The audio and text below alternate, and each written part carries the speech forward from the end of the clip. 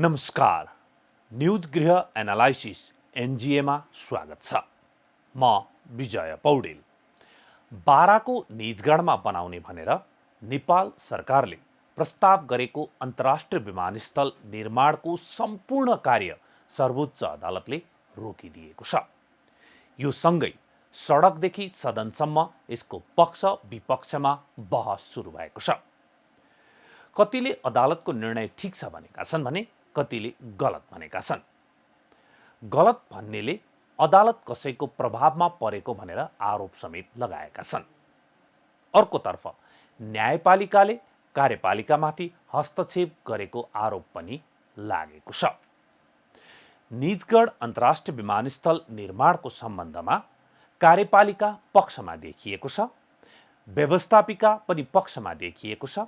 राष्ट्रपति, प्रधानमन्त्री, मन्त्री, प्रतिपक्षी दलका नेता, सांसद सबै पक्षमा देखिएका छन्, मात्र विपक्षमा देखिएको छ न्यायपालिका। आजको न्यूज गृह एनालाइसिस एनजिएमा हामी यही विषयमा एनालाइसिस गर्दैछौँ। कार्यक्रमको सुरुवात गरौँ आजको समाचार हाइलाइट्सबाट।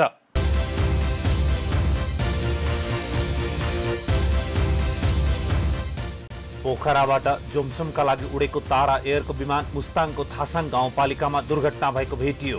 सब क्षतविक्षत अवस्थामा भेटिएकाले पहिचानमा समस्या। बलात्कार सम्बन्धी घटनामा उजुरी दिने हदम्याद हटाउन माग गर्दै प्रतिनिधि सभामा संकल्प प्रस्ताव दर्ता गर्नेमा कांग्रेस सांसदहरू डिला सङ्ग्रोला, प्रमिला राई, रङ्गमती साई र सुजाता परियार। काठमाडौँ महानगरपालिकामा मेयर बालेन्द्र शाह, उपमेयर सुनिता डङ्गोल सहितका पदाधिकारीद्वारा पदभार ग्रहण।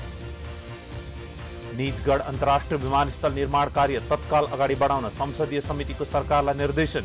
न्यायपालिकाको आम्ने सामने व्यवस्थापिका र कार्यपालिका। प्रधान न्यायाधीश चोलेन्द्र शमशेर जबरा विरुद्ध दर्ता भएको महाभियोग प्रस्तावमा संसदमा अझै छलफल हुन सकेन। संसदमा नलगी झुलाएर पदावधि समाप्त पार्न खोजेको नेकपा एमालेको आरोप। र रुसी सेना पूर्वी युक्रेन सहर सेभरोडोनेट्स्कको मध्यभागमा पुग्यो। युक्रेनको सशक्त प्रतिरोधका बावजुद रुसी सेना अगाडि बढेकाले स्थिति धेरै कठिन भएको लुगान्स्क क्षेत्रका गभर्नरको भनाई। निजगढ विमानस्थल निर्माणको विषयलाई लिएर कार्यपालिका र न्यायपालिका आम्ने सामने भएका छन्। न्यायपालिकाले यो आयोजना रोक्ने आदेश गरेको छ भने कार्यपालिकाले यो आयोजना अगाडि बढाउन बजेट विनियोजन गरेको छ। सरकारले आर्थिक वर्ष 2079-80 का लागि ल्याएको बजेटमा बाराको निजगढमा अन्तर्राष्ट्रिय विमानस्थल बनाउने कार्यक्रम ल्याएको हो। सङ्घीय संसदको दुवै सदनको संयुक्त बैठकमा बजेट प्रस्तुत गर्दै अर्थमन्त्री जनार्दन शर्माले निजगढमा अन्तर्राष्ट्रिय विमानस्थल निर्माण गर्न ढाँचा निर्माण गरी लगानी बोर्ड मार्फत आयोजना विकास कार्यक्रम अघि बढाइने बताउनु भएको छ। निजगढ अन्तर्राष्ट्रिय विमानस्थल निर्माणको लागि ढाँचा निर्माण गरी लगानी बोर्ड नेपाल मार्फत आयोजना विकास कार्य अगाडि बढाइनेछ। सरकारले प्रस्तुत गरेको बजेटको निजगढ विमानस्थल निर्माण अगाडि बढाउने विषय संसदबाट जस्ताको तस्तै पास भएमा यसमा कार्यपालिका र व्यवस्थापिका एकातिर तथा न्यायपालिका अर्कोतिर हुनेछ। अर्थात् निजगढ विमानस्थल निर्माणको विषयमा न्यायपालिका भर्सेस कार्यपालिका र व्यवस्थापिका हुनेछ। सरकारको नीति तथा कार्यक्रममा नै निजगढ विमानस्थल निर्माण कार्य अगाडि बढाउने प्रस्ताव सरकारले गरेको थियो। राष्ट्रपतिले संसदमा सरकारको नीति तथा कार्यक्रम पेश गर्दा यो कुरा बताउनु भएको थियो। आर्थिक वर्ष 2080-81 देखि निर्माण कार्य सुरु गर्ने गरी निजगढ अन्तर्राष्ट्रिय विमानस्थलको लगानी तथा निर्माणको ढाँचा टुङ्गो लगाइनेछ। तर त्यसको 2 दिनपछि अदालतबाट विमानस्थल निर्माणको सबै कार्य रोक्ने फैसला आयो। सर्वोच्च अदालतबाट निजगढ विमानस्थल निर्माण रोक्ने फैसला आएसँगै चारैतर्फबाट विरोध हुन थालेपछि सरकारको नीति तथा कार्यक्रममा सांसदहरूले उठाएका प्रश्नको जवाफ दिने क्रममा नै प्रधानमन्त्री शेरबहादुर देउवाले बाराको निजगढमा निर्माण गर्ने भनिएको अन्तर्राष्ट्रिय विमानस्थलबारे आएको फैसलाको अध्ययन गरेर सरकारले आवश्यक निर्णय लिने बताउनु भएको थियो। निजगढ अन्तर्राष्ट्रिय विमानस्थलको सम्बन्धमा सम्मानसित भएको फैसला अध्ययन गरी आवश्यक निर्णय लिनेछ। निजगढ अन्तर्राष्ट्रिय विमानस्थलको सम्बन्धमा सर्वोच्च अदालतको फैसलाको अध्ययन गरी आवश्यक निर्णय लिइनेछ प्रधानमन्त्री देउवाले भन्नुभएको थियो। सर्वोच्च अदालतको निर्णय विरुद्ध सरकारले कस्तो निर्णय लिने होला भनेर सबैलाई प्रतीक्षाको विषय थियो।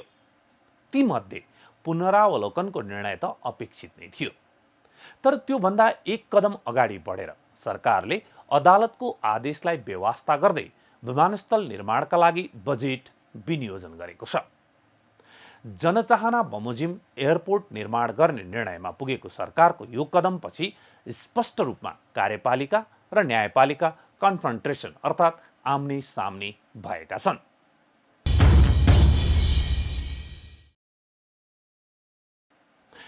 विमानस्थल निर्माणलाई निरन्तरता दिने सरकारको निर्णयमा धेरैको साथ छ। सर्वोच्च अदालतको निर्णय आएदेखि नै यसको समर्थनभन्दा विरोध बढी भइरहेको छ। अदालतको निर्णय आएपछि सरकारकै तर्फबाट सबैभन्दा पहिले शहरी विकास मन्त्री रामकुमारी झाँक्रीले विरोध गर्नुभएको थियो। अदालतले निजगढ एयरपोर्ट नबनाऊ भन्दै गर्दा कुन कुरालाई समातेर यो निर्णय भएको छ भन्ने कुरा हेरौँ। कति 8,000 कि कति हजार हेक्टरमा रुख फाड्ने कुरालाई भनेको छ भने त्यसको विकल्प दिन सकिन्छ। त्यहाँ बसेका अव्यवस्थित ढङ्गले जग्गा अतिक्रमण गरेर बसेकालाई को अधिकारलाई टेकेर त्यो कुरा गरेको छ भने त्यसको अर्को उपचार गर्न सकिन्छ। यसै गरी अदालतको निर्णयको विरोध गर्दै नेपाली काङ्ग्रेसका वरिष्ठ नेता रामचन्द्र पौडेलले नेपालको अदालतले विकासको मर्मलाई बुझ्न नसक्ने निर्णय पटक पटक गरेको बताउनु भएको छ। उहाँ भन्नुहुन्छ, वातावरण बिग्रन्छ भन्ने नाममा राष्ट्रिय महत्त्वको आयोजना रोक्ने निर्णय विवेक सम्मत होइन। नेपालको विकासको सन्दर्भमा त्यसको मर्मलाई चाहिँ ख्याल नगरिकन, त्यहाँको धरातलीय यथार्थको अध्ययन नगरिकन एउटा निवेदनको भरमा वातावरण बिग्रन्छ भन्ने भरमा यत्रो राष्ट्रिय महत्त्वको योजनालाई त्यतिकै रोकिदिने निर्णय अदालतले गर्नु, यो अदालतको चाहिँ वास्तवमा विवेक सम्मत निर्णयको रूपमा मैले मान्न सक्दिनँ। यसलाई विवेक सम्मत निर्णय हो भनेर म मान्न सक्दिनँ र यसले देशलाई चाहिँ नि अत्यन्त विकासको बाटोमा ठुलो अप्ठ्यारो पार्ने एउटा चाहिँ रूपमा मैले यसलाई लिएको छु। यस्तै निर्णय हुने हो भने त्यसमा सरकारले त कामै गर्न नपाउने भयो एउटा कुरा। उहाँ भन्नुहुन्छ, रुख काटेर वातावरणीय क्षति हुने भन्ने कुरा गलत छ। पहिल्यै जङ्गल मासेर त्यहाँ बस्ती बसिसकेको छ। अब बस्ती हटाएर एयरपोर्ट बनाउनुपर्छ। अर्को कुरो, त्यहाँ निजगढको वास्तविकता जुन फैसलामा चाहिँ जुन कुराहरू भनिएको छ त्योभन्दा भिन्न छ। त्यहाँ रुख काटिने, वातावरण विनाश हुने, ठुलो चाहिँ क्षति हुने भन्ने कुरा त्यो चाहिँ नि गलत छ। किनभनेदेखि जुन रुख काट्ने कुराहरू छ अथवा चाहिँ त्यहाँको वातावरण विनाश भन्ने कुरा छ, त्यो विनाश पहिल्यै भइसकेको छ। त्यहाँ त त्यो जङ्गल फाँडेर मान्छे बसे, यत्रो ठुलो चाहिँ सङ्ख्यामा मान्छेहरू त्यहाँ बसेका छन्, 300-400 परिवार बसिसके। अब त त्यो चाहिँ परिवारलाई तलतिर चाहिँ सारेर त्यहाँ जडीबुटीको सरकारकै जग्गा छ, तिनलाई सर्लक्क त्यहाँ सारेर त्यहाँ खुरुक्क एयरपोर्ट बनायो हुने अवस्था छ। त्यसकारण चाहिँ त्यहाँ अब अहिले यो वातावरणको नाउँमा रोक्नुपर्ने कुनै पनि औचित्य छैन। फास्ट ट्र्याक निर्माण लगायत विमानस्थल निर्माणका लागि राज्यको धेरै रकम खर्च भइसकेको र त्यसको विकल्प पनि नभएकाले त्यही निर्माण गर्नुपर्छ भन्ने उहाँको ठम्याइ छ। अर्को कुरा के छ भने निजगढमा त्यत्रो चाहिँ यहाँबाट चाहिँ फास्ट ट्र्याक चाहिँ पुर्याइएको छ, त्यत्रो बाटो चाहिँ खरबौँको बाटो चाहिँ सडक बनाएर चाहिँ काठमाडौँलाई चाहिँ 1 घन्टाभित्र सुट्ट काठमाडौँ आइपुग्ने, जहाँ पनि इन्टरनेसनल एयरपोर्टहरू 1 घन्टा राजधानी पुग्न लाग्छन्। हाम्रो यहाँ पनि त्योभन्दा बढी लाग्नेवाला छैन। मोटर प्लेनबाट ओर्लेर 1 घन्टाको बाटोमा काठमाडौँ आइपुगिन्छ। त्यस्तो बाटो बनेको छ, त्यत्रो राज्यको खर्च भएको छ।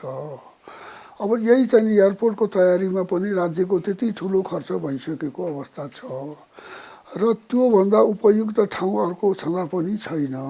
निर्णय विवेकसङ्गत होइन। यो निर्णय विवेकसङ्गत भएन। अदालतले नै चाहिँ यो निर्णयलाई आफै सच्याउनुपर्छ।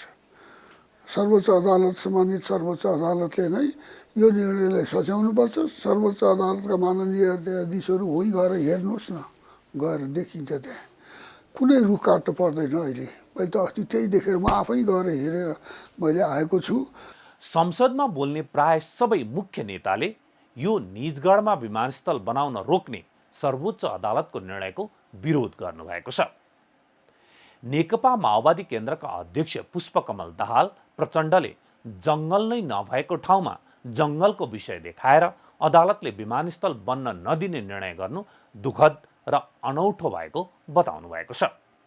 उहाँले यो फैसला पुनरावलोकन गर्न अदालतलाई सुझाव पनि दिनुभएको छ।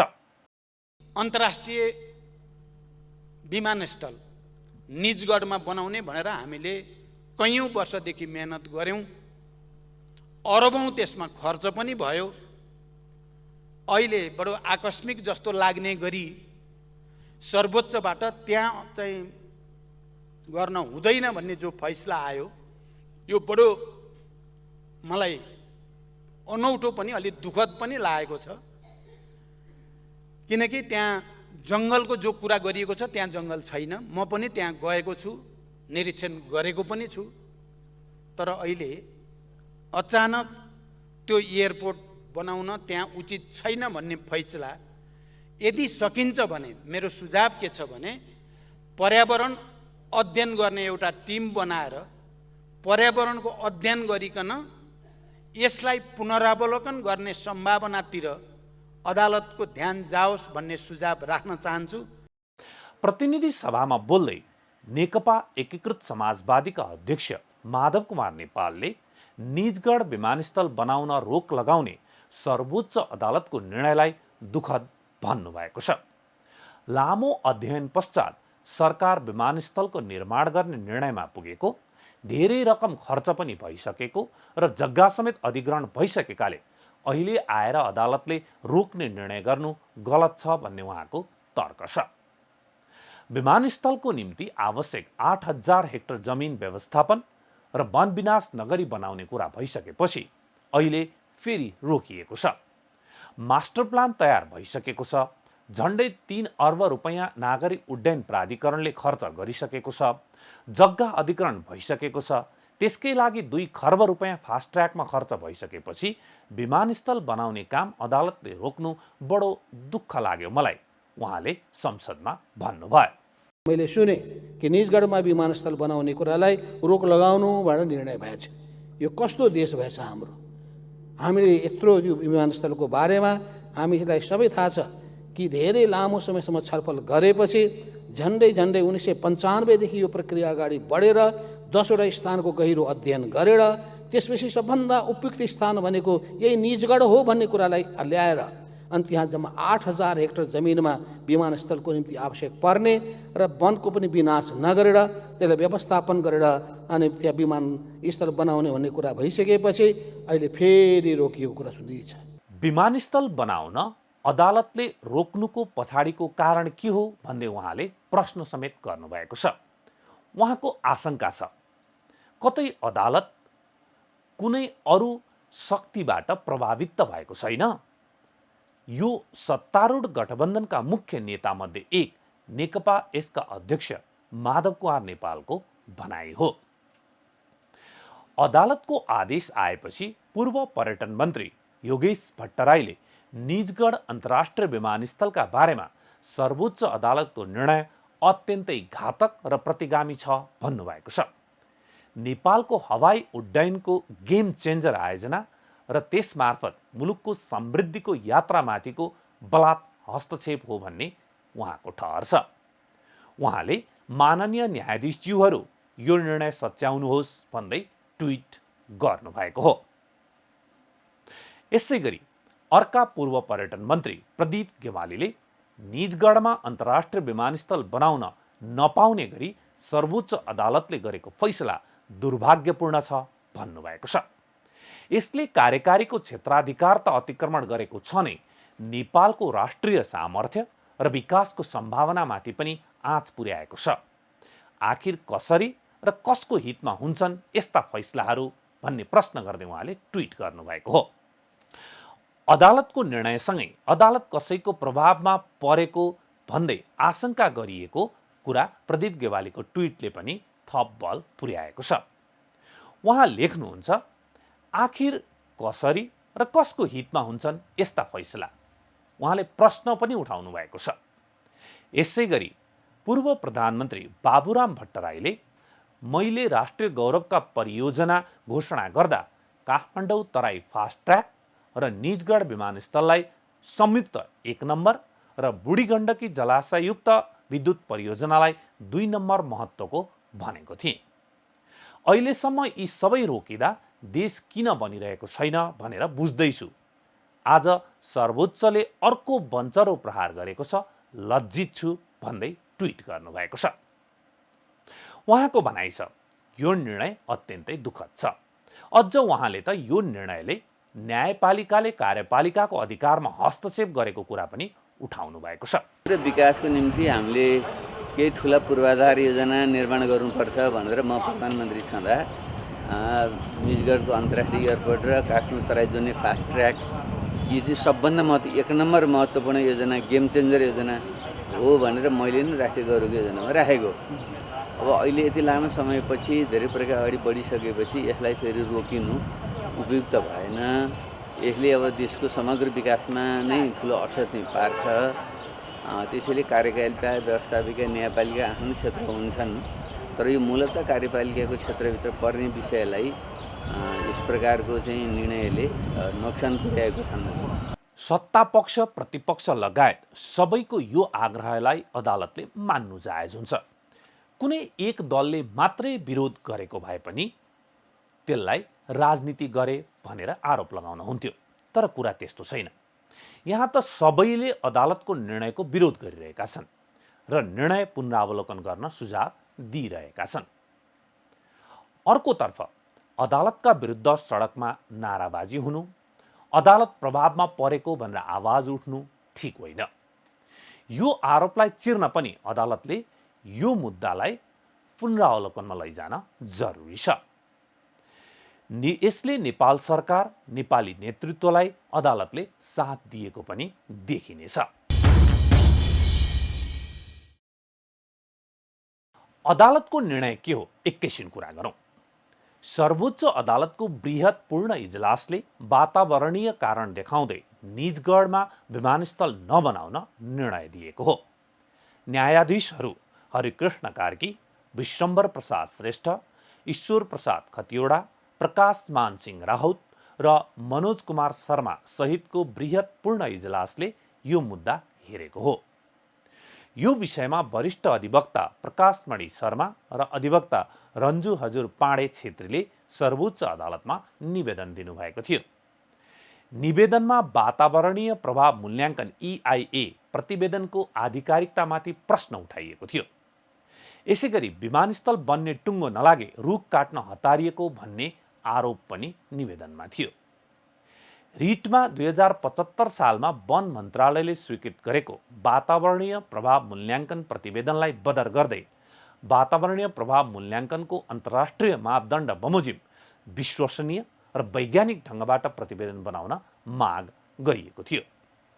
यसैगरी निजगढमा रहेको वन क्षेत्र जैविक विविधताका हिसाबले महत्त्वपूर्ण रहेको तथा वन्यजन्तु आउजाउ गर्ने परम्परागत जैविक मार्गका रूपमा रहेको भन्दै संरक्षित वन क्षेत्र घोषणा गर्न पनि माग गरिएको थियो। यस अघि पनि त्यहाँको रुख काट्ने विषयमा विवाद भएपछि अदालतमा रिट परेको थियो। त्यति बेला रुख काट्न हतारिएको भनेर आलोचना समेत भएको थियो। 2076 सालमा सर्वोच्च अदालतले रुख काट्न स्वीकृति दिने बारे कुनै निर्णय नगर्न आदेश दिएपछि त्यति बेलाको रुख काट्ने प्रक्रिया रोकिएको थियो। अहिले त्यही मुद्दा बृहत इजलासमा पुगेर निर्णय आएको हो। अदालतले बाराको निजगढमा प्रस्तावित अन्तर्राष्ट्रिय विमानस्थल बनाउने बारे सरकारले अहिलेसम्म गरेका सबै निर्णय बदर गरिदिएको छ।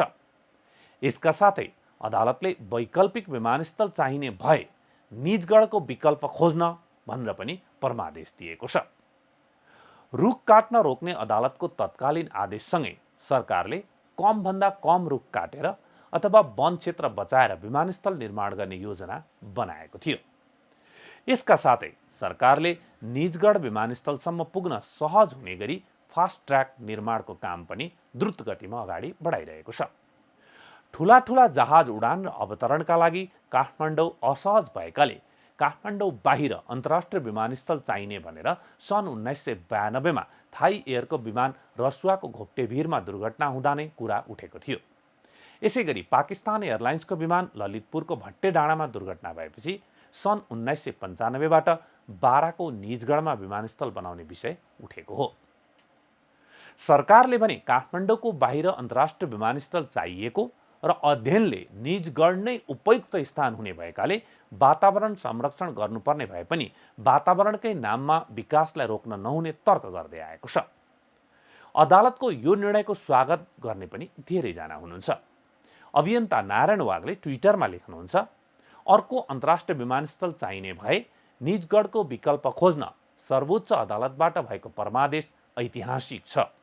प्रकृति मास्ने विकास खासमा पृथ्वीको विनाश हो भनेर हामीले धेरै बुझ्नु र बुझाउनु पर्नेछ। नारायणजी जस्तै धेरैजना हुनुहुन्छ जसले अदालतको निर्णयको स्वागत गरिरहनु भएको छ। अदालतको निर्णयसँगै जसरी सामाजिक सञ्जाल र विभिन्न फोरमहरूमा यसको पक्ष विपक्षमा आवाज आइरहेको छ, त्यसै गरी र्याली र प्रदर्शनहरू पनि भइरहेका छन्। विमानस्थल निर्माण हुने ठाउँ निजगढदेखि काठमाडौँसम्म अदालतको निर्णयको विरोध गर्दै प्रदर्शन भएका छन्। यी प्रदर्शनहरूमा विमानस्थल बन्नुपर्ने माग जोडतोडका साथ उठाइएको छ। यसका साथसाथै जुलुसमा अदालतको विरोध गर्ने र अदालत कतैबाट प्रभावित भएको कुरा पनि लगातार उठेको छ। निजगढ एयरपोर्ट बन्नै पर्छ, बन्नै पर्छ, बन्नै पर्छ। सर्वोच्चको फैसला खारेज गर, खारेज गर, खारेज गर। सर्वोच्चको फैसला खारेज गर, खारेज गर, खारेज गर। निजगढ एयरपोर्ट बन्नै पर्छ, बन्नै पर्छ, बन्नै पर्छ। सर्वोच्चको फैसला खारेज गर, खारेज गर, खारेज गर। काठमाडौँको माइतीघरदेखि बानेश्वरसम्म पुगेको यो जुलुसमा अदालतको विरोध त छ नै, अझ कतै कतै त भारतको पनि विरोध गरिएको छ। एकपटक सुनौ त। भारतीय विस्तारवाद मुर्दाबाद, मुर्दाबाद, मुर्दाबाद। भारतीय विस्तारवाद मुर्दाबाद, मुर्दाबाद, मुर्दाबाद। विकास प्रेमी जनसमुदाय एक हौं, एक हौं, एक हौं। विकास प्रेमी जनसमुदाय एक हौं, एक हौं, एक हौं। नेपालको विकास परियोजना नेपालीहरू आवश्यक छ भनिरहेका छन्। नेपालको सरकार, नेपालका जनप्रतिनिधि, नागरिकहरू यो परियोजना आवश्यक छ भनिरहेका छन्। तर पनि सडकमा नारा लगाउनु परेको छ र नारामा निर्णय गर्ने अदालतको विरोध त छ नै, छिमेकी मित्रराष्ट्र भारतको पनि विरोध किन भइरहेको छ? बेला बेलामा के मुद्दा उठ्ने गरेको छ भने निजगढमा विमानस्थल बन्न नदिने भारतको स्वार्थ छ र त्यही स्वार्थवश उसले त्यहाँ विमानस्थल नबनाउन दबाब दिँदै आएको छ। तर पटक पटकको दबावलाई नेपाल सरकारले बेवास्ता गर्दै परियोजना अगाडि बढाउने निर्णय गरेपछि यो मुद्दा अदालतमा पुग्यो र अदालतलाई भारतले प्रभावमा पार्यो भन्ने बुझाइका साथ सडकको र्यालीमा भारत विरुद्ध नारा लागेको हो। यसमा कति सत्यता छ त्यो त र्यालीमा नारा लगाउनेले नै जानुन्। तर नेपालको विकास परियोजना विरुद्ध छिमेकी देश विरुद्ध नारा लाग्नु भनेको ठिक भने होइन। अर्कोतर्फ यसले अदालतको छविलाई पनि धुमिल पारेको छ। अदालत भारतको प्रभावमा परेको भनेर सडकमा तोकिएरै नारा लाग्यो। तर नाम नतोके पनि अदालत कतै न कतैबाट प्रभावमा परेको भनेर घुमाउरो पाराले राजनीतिक नेतृत्वले पनि अदालत प्रभावमा परेको कुरा बताइरहेका छन्। आस्था र विश्वासको धरोहर प्रभावमा परेको भनेर आरोप लाग्नु एकदमै अनुचित हो। विगतमा तत्कालीन डिआइजी रञ्जन कोइरालाको कैद बिना गर्दा अदालतको चौतर्फी आलोचना भएको थियो। तर अहिले त्यही अदालतले त्यो फैसला पुनरावलोकन गर्दै उल्टाइदिएपछि उनी जेलमा पुगेका छन्। यसकारण अहिले पनि अदालतको विरोध गर्ने सबैले एउटै विश्वास लिएका छन् कि अदालतले यो फैसला पुनरावलोकन गर्नेछ र निजगढ विमानस्थल निर्माणका लागि बाटो खोल्नेछ। अघि हामीले अदालतको निर्णयपछि न्यायपालिका र कार्यपालिका आम्ने सामने भएका छन्, अझ कन्फ्रन्टेसन नै देखिएको छ भनेका थियौँ। यसमा व्यवस्थापिकामा कुरा उठे बमोजिम निर्णय भएमा न्यायपालिका भर्सेस कार्यपालिका र व्यवस्थापिका हुनेछ। आजको संसदीय समितिको निर्णयले यही सङ्केत गरेको छ। प्रतिनिधि सभाको अन्तर्राष्ट्रिय सम्बन्ध समितिले निजगढ अन्तर्राष्ट्रिय विमानस्थल निर्माण कार्य तत्काल अघि बढाउन सरकारका नाममा निर्देशन जारी गरेको छ। समितिले विमानस्थल निर्माणमा देखिएका कानुनी र अन्य अडचन हटाई निर्माण कार्य तत्कालै अघि बढाउन सरकारलाई भनेको हो। निजगढ अन्तर्राष्ट्रिय विमानस्थल निर्माण आयोजनाको कार्य रोक्नुपर्ने भन्ने कुनै निर्णय कुनै पनि दृष्टिबाट उचित देखिन्न। बाह्य र आन्तरिक ऋणको बोझ बोक्दै कठिन अवस्थामा रहेको नेपालको अर्थतन्त्रलाई निजगढ अन्तर्राष्ट्रिय विमानस्थल निर्माणको प्रयोजनको लागि भइरहेको अरबौँ रुपियाँलाई निर्थक तुल्याउँदा झनै धक्का लाग्छ। अत राष्ट्रिय हित, सुरक्षा र आर्थिक विकासका दृष्टिबाट अत्यन्त अत्यावश्यक निर्माणाधीन निजगढ अन्तर्राष्ट्रिय विमानस्थल निर्माणको कार्यलाई शीघ्र अघि बढाउन आवश्यक कानुनी, प्रशासनिक र व्यवहारिक कार्य गर्न नेपाल सरकारलाई निर्देशन। हस्त न्युज गृह एनालाइसिस NGA आजलाई यति नै। हामी सबैलाई बिदा दिनुहोस्। नमस्ते।